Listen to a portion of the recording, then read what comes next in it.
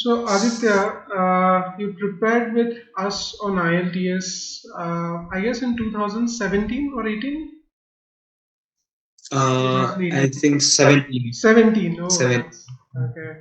That's great. That's great. Okay. So, how did you come to know about career care when it came to IELTS coaching? I was shortlisting few institutes, but a friend of mine recommended me about career care. Okay. Uh, Okay. so And what information did you get? Like, what was the information that made the difference? yeah, the information what made me choose career care over other classes or other providers was that um, the one-on-one consulting what you give about IELTS problems, because every person, every individual has a different problem to address during IELTS preparation, and it is mostly not addressed in a group of class or online classes for that matter. So Mm-hmm. that's what thing made me choose career care over other classes. Okay. So after career care, I mean, after the classroom coaching ended, uh, how did you feel? Did you feel that, whatever expectations I had at the beginning, were they fulfilled after after you attended the lectures? Yes, definitely. But it actually over exceeded my expectations. So Okay. I'm not limiting it to the IELTS. Mm-hmm. It helped me improve my overall English and understand the way I should write my assignments today as well. The way I Mm-hmm. put the format of my questions. Writing was the weakest part for me. Okay.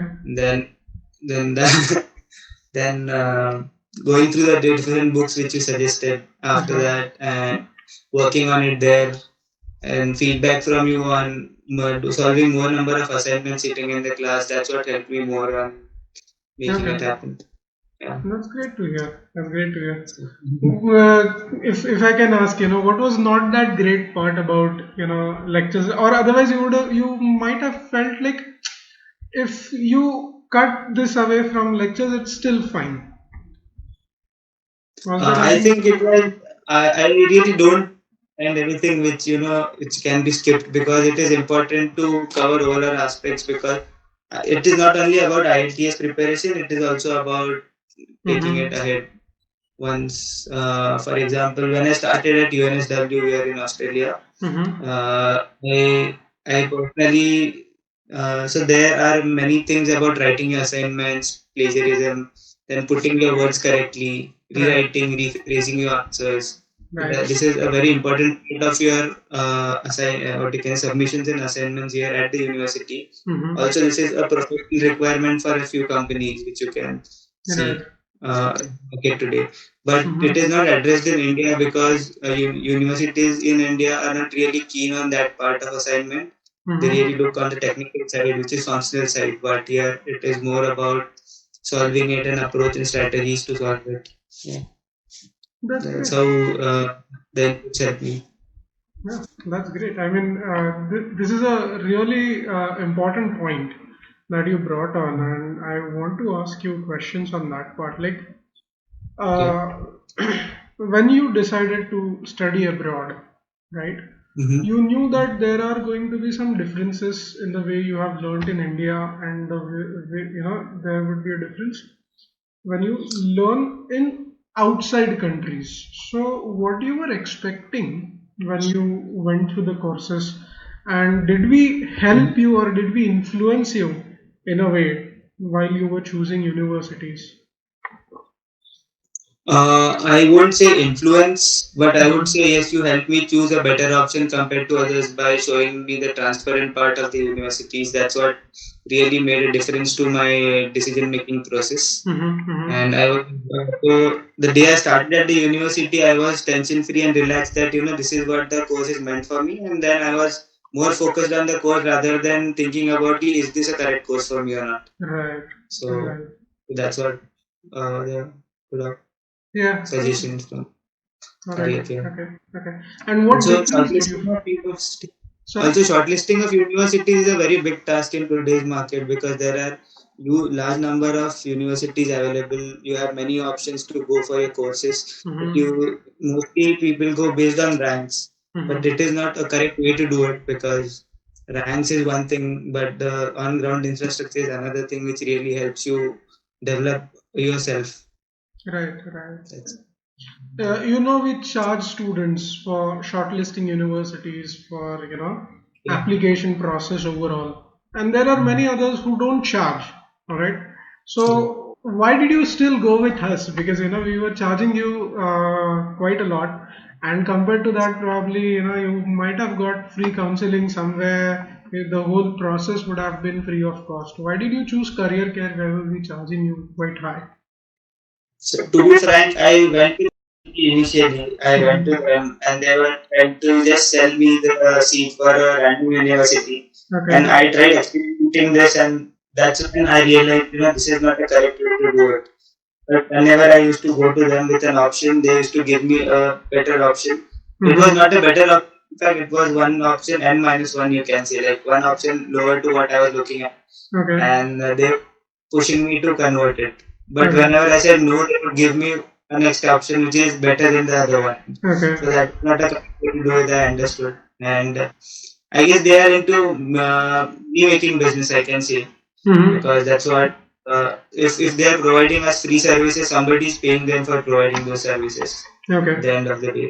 Yeah. But in case of career care, what I have seen differently is that we focus on my requirements and my particular needs of the course, what I want from the course, and then we shortlist the course first, and then we what universities are really offering it, and then we go ahead with it.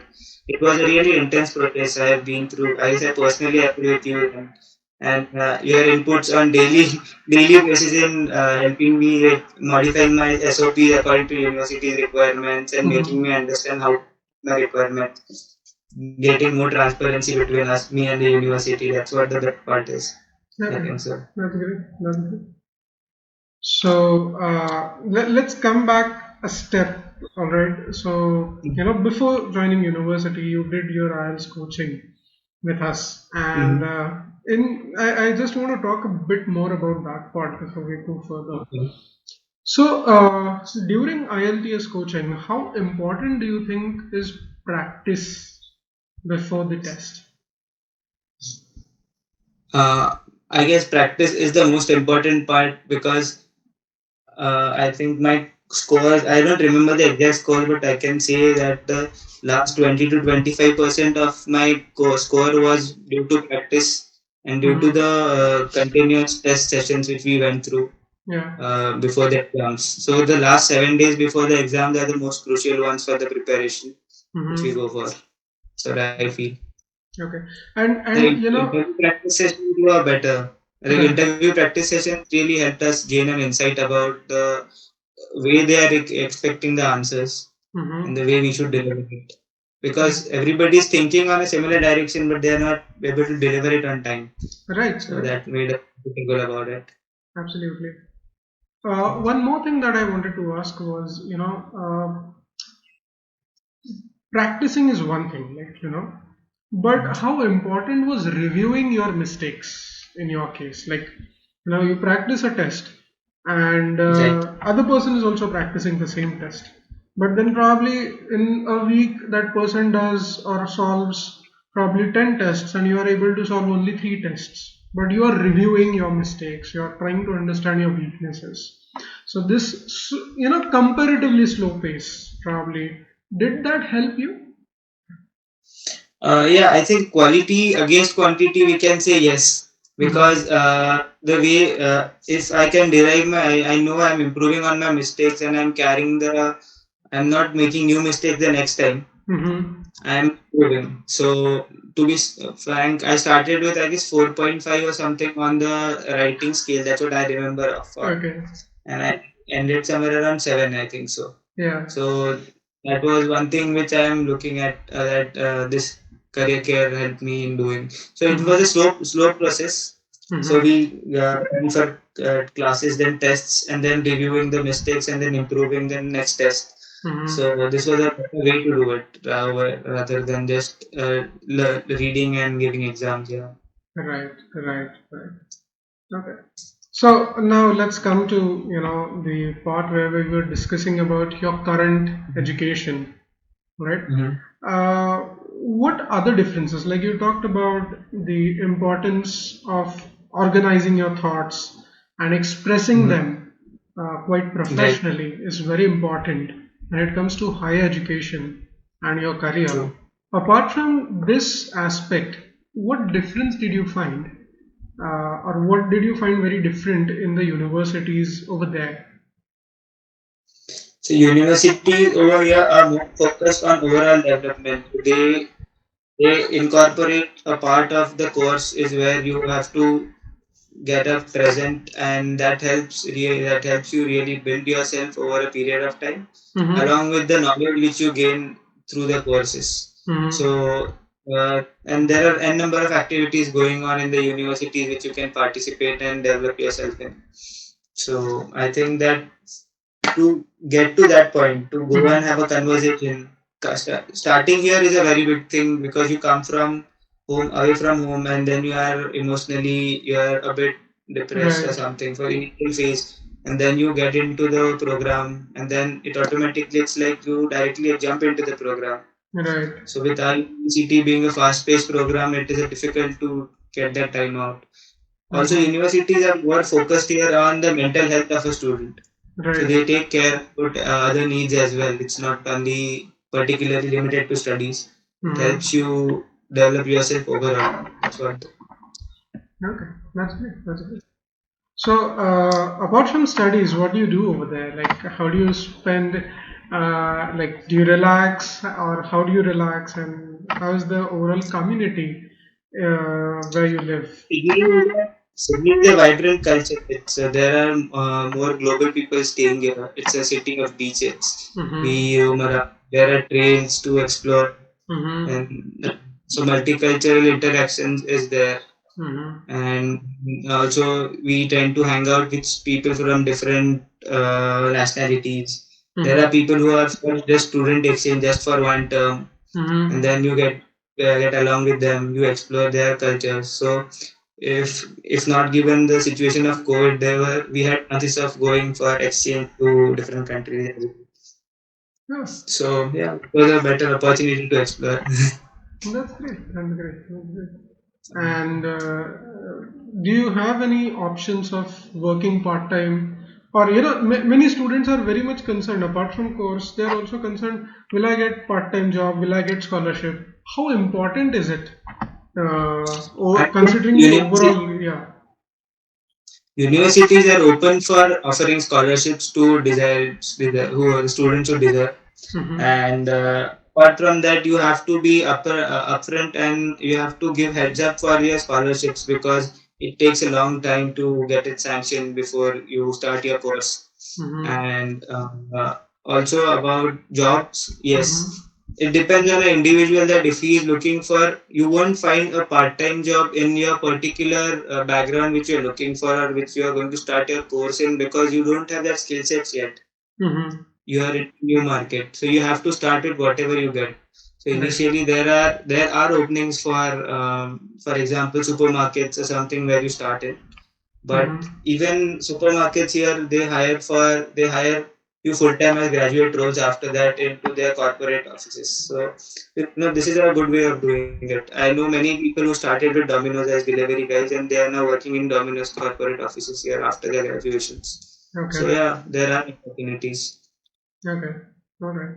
And how about scholarships? I mean, okay, let me rephrase my question in a way regarding scholarships specifically. Many students come to us and say that, I want to get into a good university and I want scholarships also. How realistic is that for everyone when you go there I and, think yeah. it's a quite challenging thing to figure about scholarship because Mhm. first thing you have to apply 1 year before you start your course. That's when you can apply for your scholarship before you start your course, and and the university offers mostly partial scholarship. For example, let's say at UNFW maximum number of Mhm. scholarship which they offer is $5,000 or around. That is just a part of the course. Right. It is just a part of the one course fees. So it's less than what you can think it is scholarship. It is just a chunk, a small amount which they are offering. If a student is really keen on applying for scholarship, he should take a time of a year before look at the scholarships they offer and then apply for it. Okay. All right. Now, what are your plans ahead? I guess you're graduating in December, right? Yeah. So, what are your plans ahead now? I'm looking at market. So currently, I'm pursuing my master's in marketing analytics. I'm looking at making my career in market research. That's what. So before coming here, as you know, I was looking for finance as my core. Yeah. But I did my CFA level 2 as well. Oh. But after that, I was like, I should move to something more interesting and more. After coming here, I was able to explore this field of marketing analytics because it is an upcoming field going on, and I developed interest in it meanwhile. So that's what I'm looking at currently. Okay. If you remember, initially I had suggested this part to you, like, you should explore marketing, because if I remember well, you had a startup in marketing before applying to Australia, right? Yeah.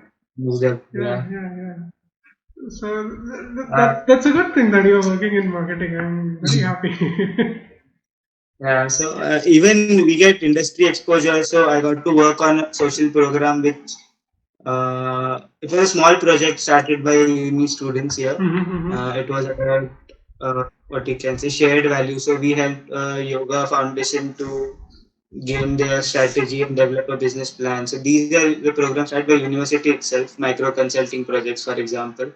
But so they call it nano projects here. So it's just 2 time and then you get done with the projects, then you move on to a new project. So it's like that. It's fun to explore and you get industry exposure also.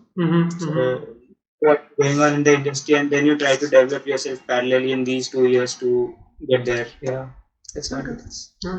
Okay. All right. Well, yeah, that's one thing here. You have to be very keen on the rules and regulations they work here. They are quite strict about it. Yeah, absolutely. They have to be. That is one part. I think second part that I always notice among people who want to study abroad is they are not afraid of continuous evaluation. What happens is most of the Indian students over here study only when there is an exam. That's probably once in 6 months, right? Just 15 days before the exam they start studying, and that's it, and then they don't even touch books for 10 months rest of the year. But when you are in a good university, I'm not saying any average also, but when you are in a good university, wherever it is, in Australia, in US, in Canada, you have to face continuous assessment. That means you have to be always prepared. You must be prepared for any kind of test. Your performance has to be always at par. Did you find that? Right. Yeah. I guess it is more about mental preparation for your exams because the universities create courses which will help you go through all the ups and downs of your jobs, stress levels, and that is where the real challenge lies because during the preparation you are evaluated continuously. Every week you have submissions, every week you have evaluations. So it's your task that you should learn that particular thing in that particular given time. If you don't, then you fall back and then it may affect your scores and grades at the end. But that also helps university understand that where the peer is currently and how he is continuously performing about it and how they can help us. So we along with our the regular lectures and tutorials, we have something called as past classes. So these are the students who have done this course. So I can take and I can also help other students do it later on. So in this classes, what happens is if we go with our doubts, we help. So then this help us solve the doubts, and that's so it's more peer-based learning rather than lecture tutor and student relationship. Oh, That's an interesting thing. It's a good thing. Yeah. All right. Okay. Anything that you would like to add to, you know, this particular interaction that we have? I think one thing would be that really, like, if before making it is a very big decision to start your masters in a country abroad. Just take your time, give it a due time. That is very important before you do that, because once you have taken the decision, there is no way back. Right. It's Right. important. So you cannot keep switching your course here and then. I've seen many students facing that problem when they start. But yeah, that's very So, important before okay, you make that decision. that's a very interesting comment. So, from your experience, what things should students look for when they are, when they are deciding that, okay, I want to, first prepare for IELTS and then I want to prepare for, or I want to apply to good universities that would actually change my future for good. I think, as we discussed when we were looking up for universities, that let's first shortlist the courses and then let's see the basic requirements for these courses. If IELTS is a requirement, then we would have gone ahead with IELTS. Right. Otherwise, we were looking for GMAT as an option down the Yes. line. Yeah, Yes. that's what it is. So it's basically start with finalizing what course you want to do. I would rather suggest that you should not choose more than 5 to 6 universities, because that confuses you at a lot. Right. So you can keep your options be open, but options A should be within five, so Right. that you can apply them and approach them in a better way. Right. Then creating SOPs according to the 5 universities, it is going to take a lot of time because you're writing truth about yourself. And Right. that is one thing which is a very big challenge when we write SOPs. So Right. Right. because that SOP has to be backed up with documents as well. Because when Right. university assesses it, it may sometimes ask for documents as well along with it. Right. Right. So, yeah, Right. that's one thing. So yeah, so these are the things that you should look for. But one important thing, many students come to us and say, "What is an SOP? I mean, I can just download it from Google and put my name in it, and hardly anybody will notice." Now you are there and you are about to graduate. I'm very sure some people might be asking you how to write SOP and stuff like that.